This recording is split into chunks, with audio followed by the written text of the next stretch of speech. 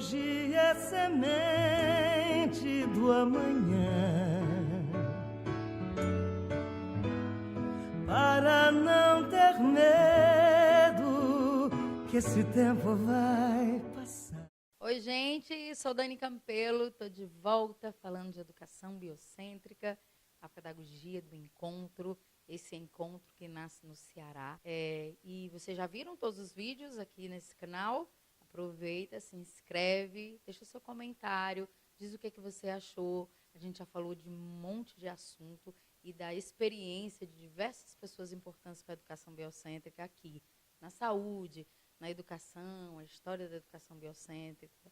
E hoje eu vou receber essa pessoa linda de doer. Estou falando de Cleusa. Eu costumo chamar de Cleuzinha, né, Cleuzinha? Pode, Cleuzinha? Eles também podem te chamar de Cleuzinha? Ah, ele tá vendo? A Cleuzinha vem do Rio Grande do Sul? Sim. Formada em Letras pela Universidade Federal do Paraná. Você é educadora biocêntrica de que turma? Não tinha turma na minha época. Olha aí, veio gestando a prática, não é, Cleuzinha? Na verdade, eu vim aprender na prática. Olha, gente, recebendo a Cleuzinha, hoje nós vamos falar da experiência dela na educação, né, onde ela atuou e atua, mas também hoje a gente vai tocar num outro assunto, na prática da educação biocêntrica na comunidade. Como utilizar a pedagogia da educação biocêntrica no acesso às comunidades. Como você conhece a educação biocêntrica e como você chega ao Ceará, aí, a convite da biodança. Eu acho que você foi resgatada pela biodança, mas aí você vai explicar isso direitinho para a gente. Mas eu quero que você também fale como foi esse conhecer com a educação biocêntrica. Eu sou facilitadora de biodança e vim para o Ceará em 95 a primeira vez. E eu vim com a intenção de terminar a minha formação e me aprimorar justamente nessa área social, porque o Ceará é referência, né? E era também, já desde essa época, referência nos trabalhos sociais e comunitários. Eu morava no Rio Grande do Sul, eu morava em Curitiba, no Paraná, e fazia formação no Rio Grande do Sul. E resolvi vir para cá por dois motivos. Um, para terminar minha formação de biodança e trabalhar e conhecer como era o trabalho em biodança nas comunidades, com a comunidade, e também trabalhar com educação biocêntrica. Eu disse assim que não tinha turma na época, porque realmente não tinha. César, Wagner, Ruth Cavalcante, eles trabalhavam com educação biocêntrica, mas ainda não existia especialização, não existia cursos de formação. Cada trabalho, e que normalmente eram trabalhos sociais, era feito, né, um curso, vamos dizer assim, na época a gente até chamava treinamento, hoje a gente não usa mais esse termo, mas era um trabalho que nós fazíamos direcionado para aquela questão, né? Então, se era um trabalho nas comunidades do município de Fortaleza, então era feito com um grupo de pessoas, se chamava pessoas afins, de um modo geral eram pessoas que já eram da biodança, ou alunos, ou facilitadores, e nós começávamos a ver que música, que trabalho, que vivência, a Ruth e o César nos orientando. Então, na verdade, não era um curso, mas era a própria formação de como nós iríamos trabalhar na comunidade já na prática. Não sei se fica claro, mas era assim que nós aprendíamos e foi para isso que eu vim a primeira vez. Então, eu terminei minha formação como facilitadora de biodança em 97, mas eu iniciei, na verdade, trabalhando com educação biocêntrica, porque eu cheguei em 95, eu ainda era estudante de biodança, então não podia trabalhar com biodança, mas comecei a trabalhar com educação biocêntrica. Essa experiência de começar, de chegar do Sul, num estado muito diferente, culturalmente, e, de repente, começar a estudar e praticar a educação biocêntrica. Como foi isso para você? O que mudou para você enquanto profissional? Como era vivenciar isso naquela época? Foi extremamente enriquecedor, porque você muda de cultura, né, e tem que se adaptar a ela. Então, há coisas que você se afina, né, que você consegue compreender facilmente, e tem coisas que são mais difíceis, são muito distantes da tua realidade, né? Então, eu tive um aprendizado imenso. Eu trabalhei muito no interior do estado do Ceará. Eu fui para muitos municípios. Eu trabalhei na região metropolitana de Fortaleza, eu trabalhei nos bairros mais distantes de Fortaleza.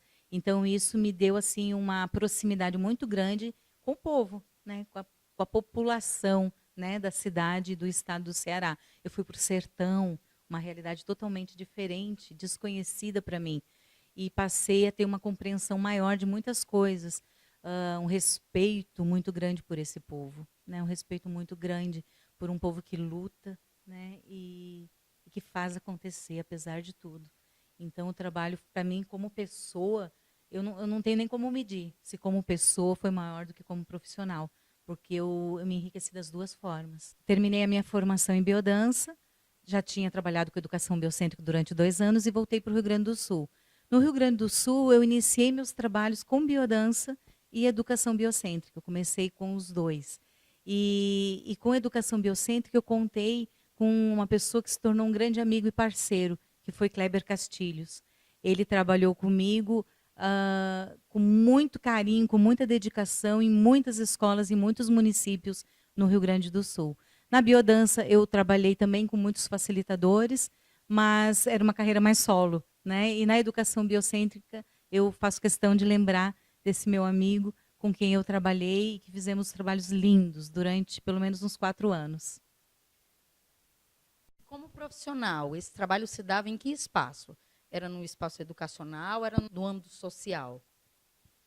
Aqui, quando eu comecei em 95 com a educação biocêntrica, eram trabalhos sociais, né? Tinha alguns trabalhos escolares, né, na área da educação, mas, de um modo geral, eram trabalhos sociais, ou em centros comunitários, ou na região do Ceará, quando nós trabalhamos com o CMDS, que eram os Conselhos Municipais de Desenvolvimento Sustentáveis. Então, a gente tinha toda a metodologia, né, do trabalho, das reuniões, dos encontros, das formações, de organizar as lideranças, de reunir as lideranças, enfim, todo um trabalho de cidadania muito forte era feito com a educação biocêntrica, né? E depois nós tivemos também trabalho com algumas escolas, com algumas gestões. Eu fui para alguns municípios trabalhar com a gestão, com todos os educadores do município, com os gestores do município. Então, foram muitos trabalhos. Eu fiquei aqui de 95 a 97 e foi intenso. Eu posso dizer que nessa época foi a sua maior prática com a educação biocêntrica foi nessa época? Ou não? Assim, você viveu essa época, mas e depois você se dedicou mais à biodança? Talvez seria isso? Não sei te dizer, assim, o que eu posso dizer que foi muito intenso, porque foi exatamente o que eu vim buscar aqui, né? O trabalho comunitário, o trabalho, né, social. Quando eu fui embora em 97, eu já era facilitadora, né? Eu me titulei e fui embora. E os meus primeiros trabalhos no Rio Grande do Sul, quando eu voltei, eles foram com educação biocêntrica e com biodança, porque eu sempre tive muito clara a diferença entre os dois. Então, eu tanto tinha grupos de biodança regulares, né, como nós chamamos, tinha grupos de biodança na comunidade. Então, eu trabalhava, por exemplo, com a Secretaria de Ação Social. Então, eu trabalhava com os idosos do município, né, num trabalho social, mas com biodança. E eu também tinha trabalho com, por exemplo, as escolas. Então, as escolas demandavam por exemplo, tinha escolas que estavam sofrendo naquele momento muito problema com violência ou com bullying, naquele momento só não, né? Mas, enfim, a demanda que vinha era nessa perspectiva. E eu acredito que a biodança, embora ela seja maravilhosa, né, e eu acho que ela tem um poder e um potencial imenso, tem alguns espaços que eu não acho que é a biodança que entra. Eu acho que tem alguns lugares que é a educação que entra, e a educação biocêntrica entra com a sua sutileza, com a sua metodologia, com a sua filosofia, ela entra de uma forma muito mais progressiva, porque não necessariamente as pessoas que trabalham junto, elas desejam se expor emocionalmente, né? E na biodança isso é meio inevitável, né? Porque se você entra numa vivência, você está ali inteiro, né? Então você não pode se separar. E como na educação biocêntrica existe a reflexão, existe o diálogo, né? E a ação no método integrativo, isso fica mais progressivo e mais fácil de se trabalhar com grupos de professores, no ambiente escolar e educacional. A gente está falando um pouco de biodança, não que a gente não tenha falado antes. Nem é o foco, Quando eu digo não é o foco, gente, porque a educação biocêntrica nasce da experiência com a biodança, né? Surgiu a biodança, foi o contato com a biodança, foi o contato com Rolando Touro que estimulou a pedagoga Ruth Cavalcante a desenvolver e a estudar e a gestar, né, a educação biocêntrica, como ela já falou aqui. Mas eu queria te perguntar como você faria a diferença de biodança e de educação biocêntrica? Bem, Dani, essa é uma pergunta difícil de responder assim rapidinho, né? Eu vou tentar. A biodança, ela é um trabalho de desenvolvimento humano, né? As pessoas que buscam a biodança buscam por várias razões, mas uma delas é o seu crescimento pessoal. Então a gente costuma dizer que a biodança é um trabalho ontológico, enquanto a educação biocêntrica é epistemológico.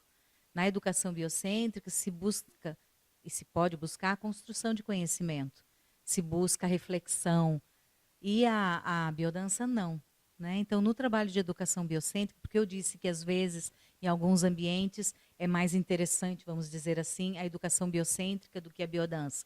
Porque em locais de trabalho, para se fazer uma avaliação, um diagnóstico, fazer uma projeção para o ano seguinte, ou avaliar alguma questão que está acontecendo, a educação biocêntrica ela pode auxiliar a partir da sua metodologia, a partir do seu método integrativo biocêntrico. Então, a educação biocêntrica, a partir das vivências, do círculo de cultura, ela propicia que as pessoas falem, que elas se expressem, que elas construam juntos várias coisas, inclusive o conhecimento. A biodança ela não se propõe a isso. Né?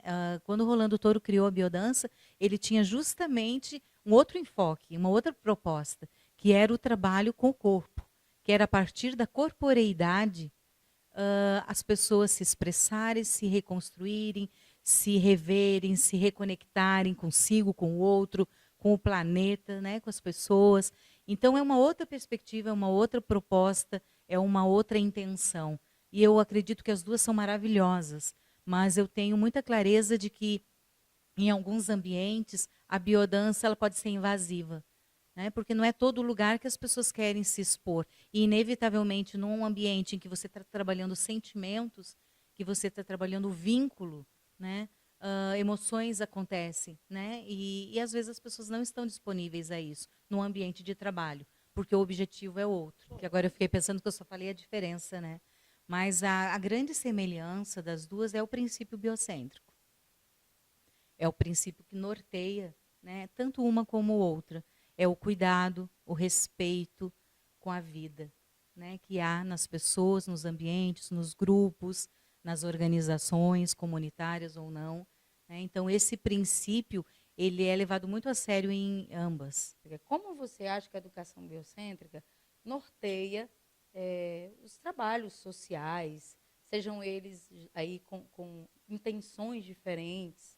Olha, tem muitas coisas bacanas acontecendo, tem muita gente que faz muita coisa boa, né? Por aí, na educação e fora dela, na educação formal, né? E fora dela. Agora, o que eu penso é que a educação biocêntrica ela tem uma possibilidade muito grande de auxiliar na perspectiva da inclusão, né? Inclusão da fala, por exemplo. Porque muitas vezes, em muitos cursos, em muitos trabalhos sociais que são muito sérios, muito comprometidos, às vezes há um descuido nisso. Por quê?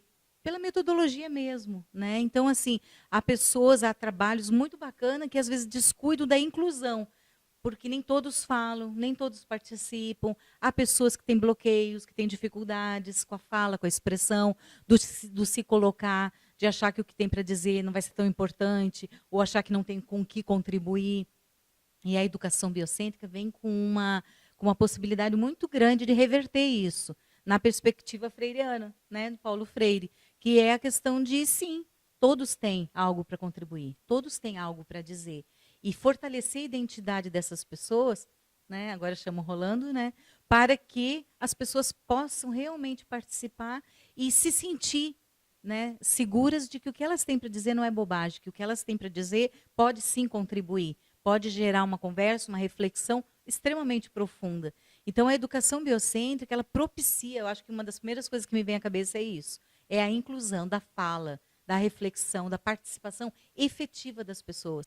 Então, com a educação biocêntrica, através das vivências pedagógicas a partir dos círculos de cultura, todos são incluídos. É óbvio que você não pode obrigar as pessoas a falarem, mas você propicia que elas falem. É diferente, incentiva e fortalece essa fala, né, essa participação dessa pessoa. Então, nesse sentido, a educação biocêntrica dá uma super contribuição, porque ela lembra as pessoas de que elas são importantes. Todas são importantes. E que a pessoa também tem o direito de não falar se não quiser, mas que ela pode e vai ser ouvida com muita atenção e cuidado, iniciando pelo facilitador, o educador que estiver presente, e também o grupo, porque o clima que se cria é esse clima de harmonia, de ouvir, de acolher, de se respeitar. Então, as coisas são construídas conjuntamente, são muito mais fortes, são muito mais profundas, e é uma possibilidade muito grande de ter continuidade e muitos frutos.